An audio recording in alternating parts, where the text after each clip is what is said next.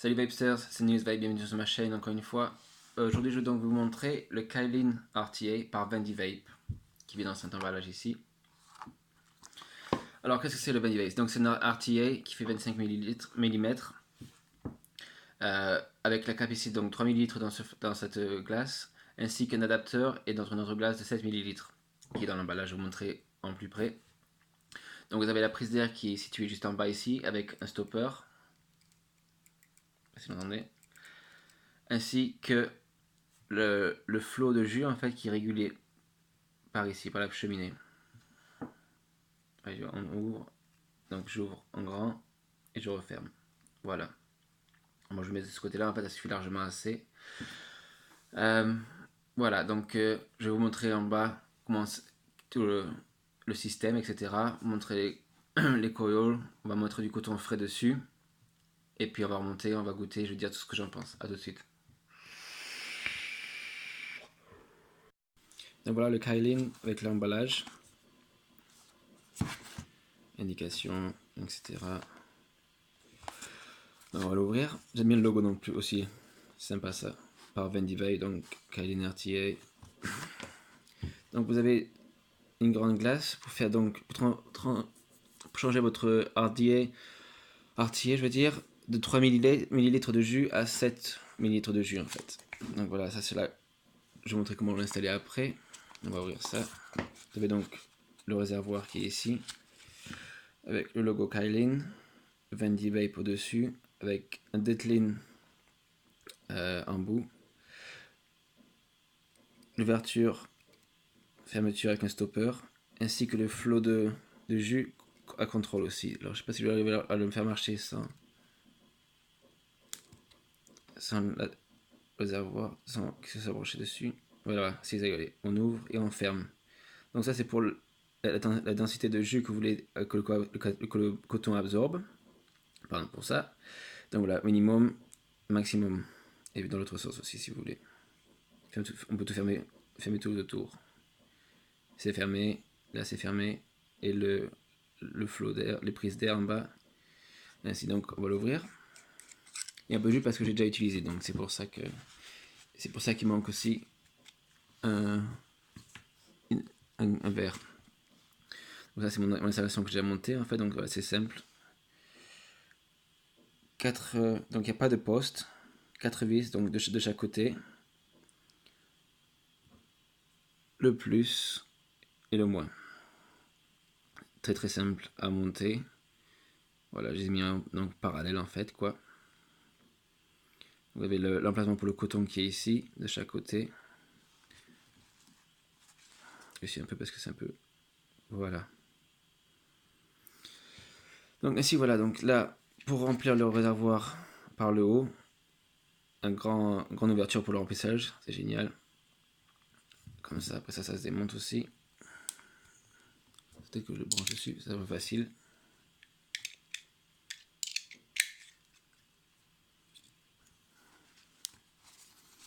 Et il est bien foncé dedans. Je vous rassure. C'est bon, on l'a sorti. Donc voilà, avec le joint à l'intérieur, comme vous voyez. Et donc avec ça, on peut changer. Donc il vous donne deux autres options aussi. C'est-à-dire donc celui-là qui est un peu plus gros. Il y a la différence de taille.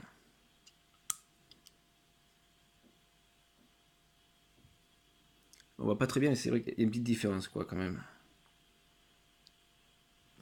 Et donc après vous avez cette option là ou cette option comme ça. Donc c'est la même. Par contre c'est un peu plus petit là. Donc voilà quoi ça donne quoi. Et bon moi je préfère le Deadline. Donc on va remettre ça de chaque côté. Ça dans la boîte. On remet l'embout ici. Après qu'est-ce qui reste dans la boîte? Donc vous avez aussi ces petits machins là. Je vais vous montrer à quoi ça sert aussi. On faire les pièces. Voilà. Ça c'est donc l'agrandisseur de cheminée pour mettre le deuxième réservoir en quelque sorte. Donc voilà, vous avez donc un paquet avec des vis, des joints de rechange, un adapteur pour les 5-10, donc ça vous mettez sur ça là pour adapter pour être un peu les embouts plus petits si vous voulez, ce qui est sympa.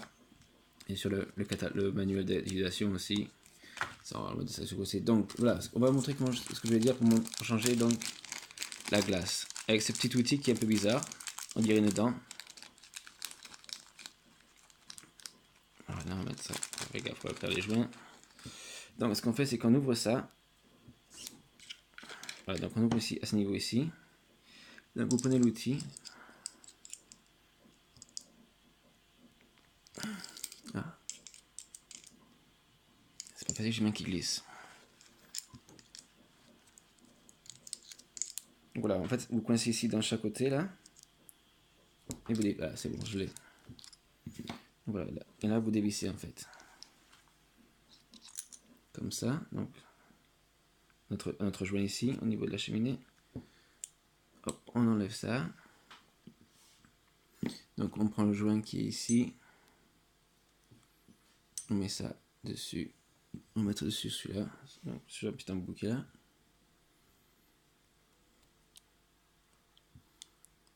Mettre ça bien dessus. Alors par contre c'est pas facile à mettre. Allez, rentre. Je crois qu'on y est. Voilà, après on met le carreau dessus, la glace, donc voilà. Et donc vous mettez ça, donc voilà, on élargit la cheminée avec ça, l'agrandit, je veux dire, la hauteur. Voilà, vous avez le joint ici qui fait l'étanchéité. On met ça dessus comme ça. Après donc vous avez le joint qui est ici, pour la cheminée en haut, au niveau de... Et puis donc on reprend l'outil que j'avais, et on resserre.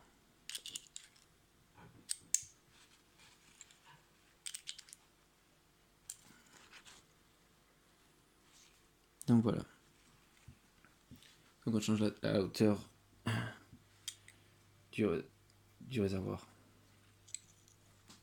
Mais bon, je vais l'enlever parce que j'aime pas trop, ça fait trop de hauteur, j'aime pas trop ça moi. Donc on va l'enlever maintenant. Donc la différence, c'est-à-dire que c'est de 3 ml, vous mettez du 7 ml dans le réservoir. C'est la différence, voilà.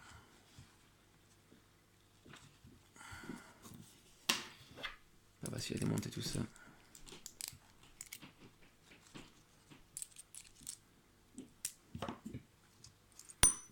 Voilà, c'est bon, on perd les pièces.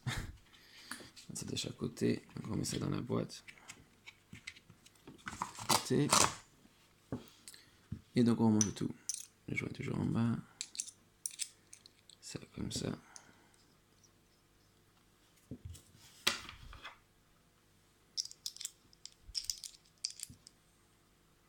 Et voilà, c'est bon, c'est fini. On remet ça.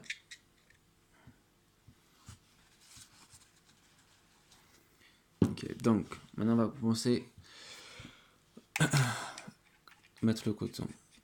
Donc là j'essaie juste de nettoyer cela là.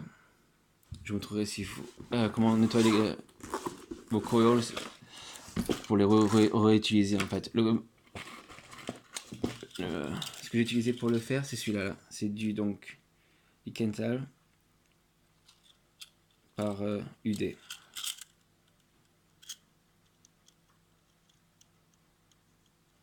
C'est du Clapton à plat. Très bonne marque UD. Donc voilà. On va mettre un peu, on va un peu enlever le bazar là. Donc, on va sortir les outils.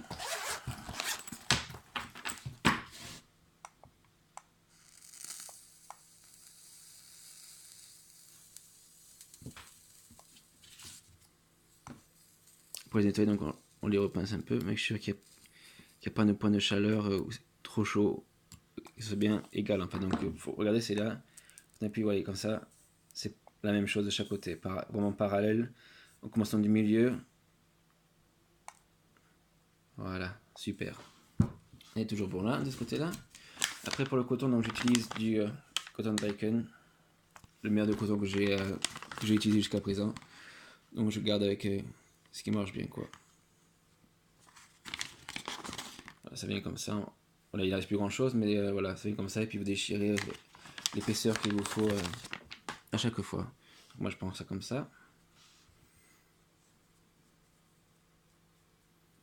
Donc j'enroule le bout comme ça.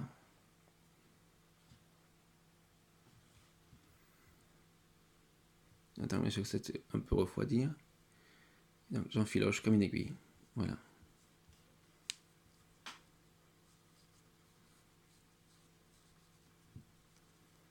Et là je regarde trop de coton un peu. On va enlever un petit peu. Donc c'est l'avantage avec ça, c'est que on peut donc enlever un peu de coton.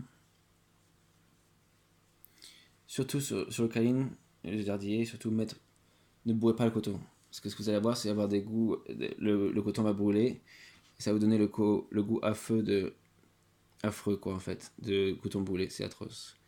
Je me donne que si vous êtes au niveau des mètres du faire du artillé, vous savez ce que le goût que ça a quoi, quand les colons brûlés, c'est pas génial. Voilà, je laisse ça à côté comme ça. Je touche la caméra, ça va le faire. On fait l'autre côté.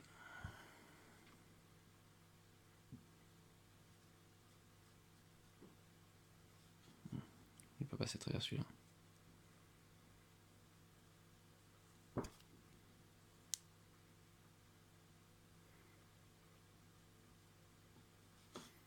Pourquoi il ne veut pas rentrer? Allez, ça y est. Donc voilà. C'est toujours de garder les embouts touffus comme ça au bout. Donc après je les filoche avec cet outil là. Pareil de chaque côté. On fait la coiffeuse quoi. Le coiffeur. Donc après niveau de la coupe, donc j'enlève un peu mal parce que y a un peu trop. Je vais dire un peu plus quand même.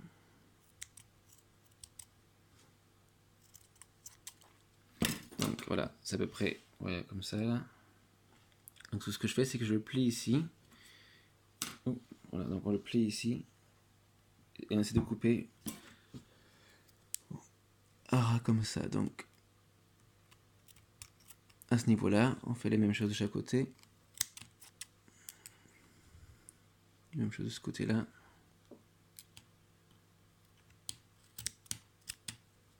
Nickel. Donc après, donc, on fait le test. Donc on met le coton dans les embouts ici, comme ça, voilà.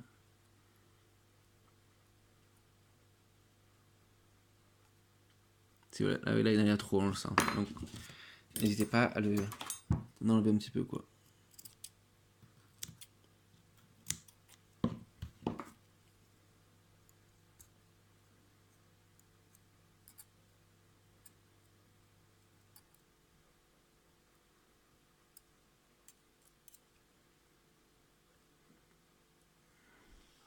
Je sais pas si vous voyez, j'ai fait toujours un peu décoller un peu comme ça là. Pour que le jus s'assoie ici en fait. Voilà, même chose de chaque côté.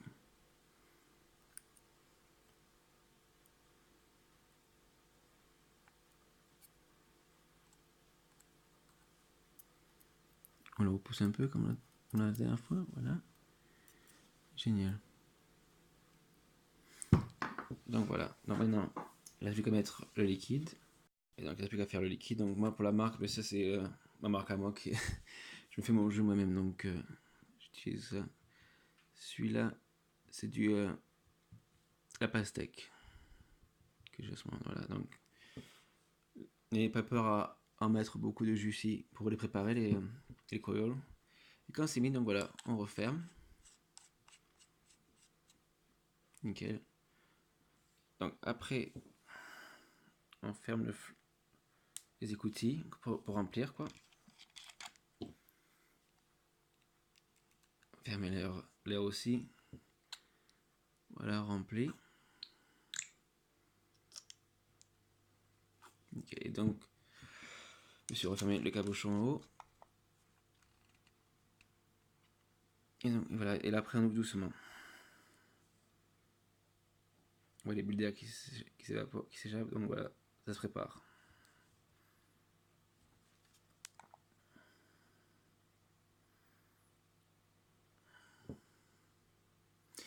Donc voilà, comment préparer et donc à quoi ressemble le Krylin RDA. RTA, pardon.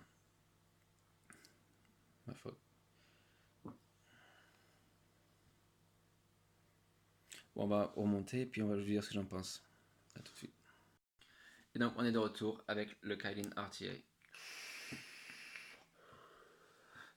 Alors moi qu'est-ce que j'en pense? Ben moi j'en pense que c'est génial quoi. J'ai aucun problème avec le RTA, rien du tout. Beaucoup de personnes se sont plaintes précédemment au modèle précédent au niveau de que ça pissait le jus partout en fait. J'ai eu aucun problème, ça fait au moins un mois que j'utilise sans aucun problème. Qu'est-ce que j'adore dessus? Donc les prises d'air qui sont vachement grandes quoi. Je sais pas si vous voyez bien. Génial. Qu'on peut régler son arrivée de jus aussi encore un peu plus. Génial. Remplissage hyper facile. Pouvoir changer donc les embouts super sympa avec l'adapteur ainsi que le Dettling qui vient d'origine super sympa. La glace interchangeable, donc de 3 ml par rapport au TPD à 7 ml. Il me semble que c'est ça. Peut-être que je suis pas trop sûr, mais c'est dans les 3, 7, ou 3 à 5, quelque chose comme ça. Le design, j'adore, c'est joli. Enfin, moi, après, c'est une question de goût, quoi. Une question de goût. Au niveau de vapeur de production, c'est immense. Il y a le vapeur plus le goût. C'est-à-dire que tous mes jus que je fais personnellement, sur ce RTA, c'est le meilleur qui production de goût, quoi.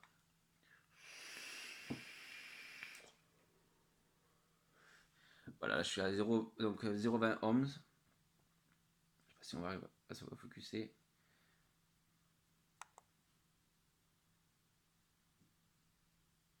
Enfin, 0,20 à 57 watts. Je peux monter, il n'y a pas de problème. Malgré que j'ai remonté les coils il n'y a pas longtemps, donc faut pas que j'aille trop à fort. Faut que je les prépare un peu, mais bon.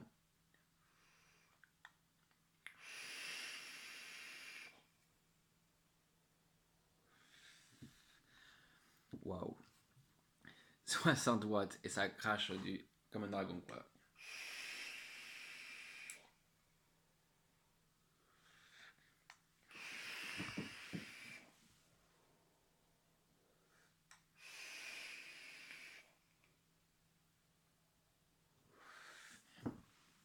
Sérieux, ça crache, quoi. Et le goût, immense, immense.